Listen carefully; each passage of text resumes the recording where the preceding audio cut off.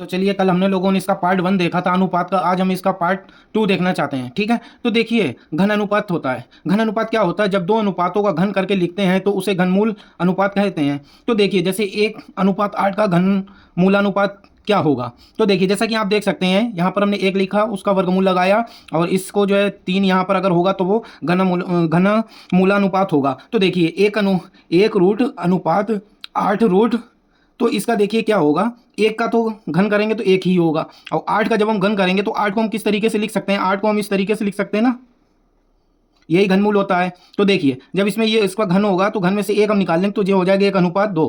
तो चलिए इस तरीके का हम एक और क्वेश्चन देख लेते हैं, क्वेश्चन को कैसे सॉल्व करेंगे। तो देखिए जैसे 27:8 का घन मूलानुपात क्या होगा। तो देखिए इसको कैसे सॉल्व करेंगे। इसको सॉल्व करने के लिए सबसे पहले हम लोग देखिए यहाँ पर हमने इसको 27 को लिखा, यहाँ पे इसका रूट चढ़ाया, रूट चढ़ाने के बाद ये हमारा हो गया घन, यहाँ पे अनुपात, यहाँ पे इसका 8।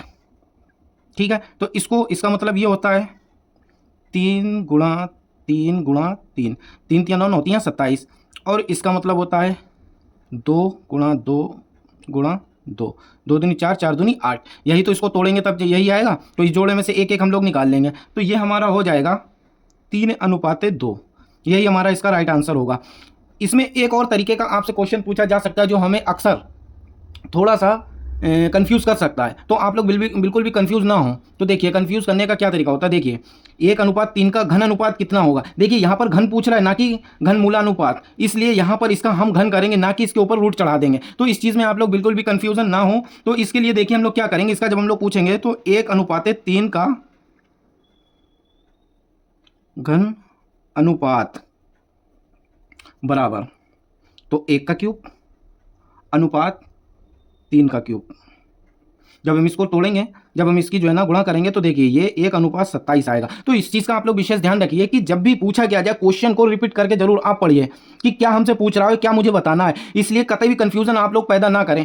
दिमाग में अगर जरा सा भी कंफ्यूजन हो गया तो आपका ये समझ लीजिए कि क्वेश्चन गलत हो जाएगा। क्या पूछा है क्या नहीं पूछा है। जब वो आपको घन का बिल्कुल एकदम घन दे रखा हो उसने कि हाँ इसका मुझे ये बताना है, इसका मुझे ये बताना है। यहाँ पे देखिए बड़ी संख्याएं दे रखी हैं, इसलिए हम लोग इसकी छोटी संख्या में आए, और यहाँ पर छोटी संख्याएं दे रखी हैं, इसका घन अनुपात पूछा है, तो देखिए उससे हमें बड़ी संख्या में जाना है। तो इस चीज़ का आप लोग विशेष ध्यान रखें, और जो है इसी तरीके से आप लोग करते रहें। तो चलिए देखते हैं दूसरा हमारे पास क्या है, एक और हम लोग क्वेश्चन देखते हैं।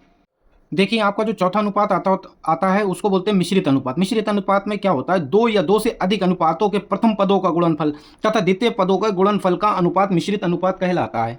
तो देखिए इसमें क्या होता है, जब अनुपात दिए होते हैं तो वो 2 या 2 से अधिक पदों को दिए जाते हैं, तो उन 2 या 2 से अधिक पदों को ही हमें सॉल्व करना होता है। जैसे इसमें देख लीजिए कितने पद दे रखे हैं, 2:3 एक पद, 3:4 दूसरा पद, तथा 2:5 चौथा पद, वो तीसरा पद सॉरी। तो देखिए इसमें क्या है, इसमें 3 पद दे दिए हैं। अब इसका मुझे अनुपात निकालना है। तो क्या कह रहा है, फिर से पढ़िए एक बार, जो इसका डेफिनेशन है उसको फिर से पढ़ते हैं। प्रथम पदों का गुणनफल तथा द्वितीय पदों का गुणनफल का अनुपात मिश्रित अनुपात कहलाता है। तो देखिए हम लोग इसको क्या करते हैं, ये लिख लेते हैं 2:3, सेकेंड है 3:4, तथा चौथा अनुपात क्या है, वो सॉरी तीसरा अनुपात है 2:5। देखिए प्रथम पदों का गुणनफल, तो प्रथम पद कौन सा है हमारा, 2 3 2। तो इनका गुणनफल कर लेते हैं, 2 × 3 × 2, ठीक, बराबर, वो सॉरी इसमें अनुपात आएगा, यहाँ पे अनुपात कर लिया। सेकंड पदों का 1, ठीक, उसका 2।